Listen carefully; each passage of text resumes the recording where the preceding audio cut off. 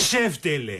Βρε απατεώνα, βρε και βεζέα που μόνο λόγια πολλά ξέρεις να λες, βρε. Τι πάθετε, κύριε Γιώργα, τι έγινε? Τι έγινε, ναι. Τι με έλεγες, χαλέ? Θα κόβω 15 δέντρα την ημέρα και θα είναι και ξεχούραστα. Τέτοιες χατσάρες. Όλη την ημέρα βρε προσπαθούσα. Ένα δέντρο έκοψα και αυτό με το ζόρι. Στο τέλος το σπρώχτα με τα δυο τα χέρια για να πέσει κάτω. Σοβαρά μιλάτε, έχει πρόβλημα? Εννοείται. Για πάμε έξω να το δοκιμάσουμε. Για πάμε. Για πάμε. Να δούμε. Έλα.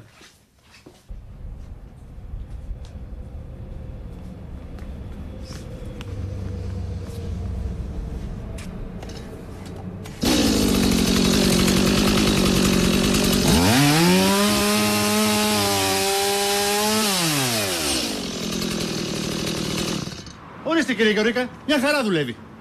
Οπα. Αυτό το κόλπο με το κορδόνι, πώς το κάνεις?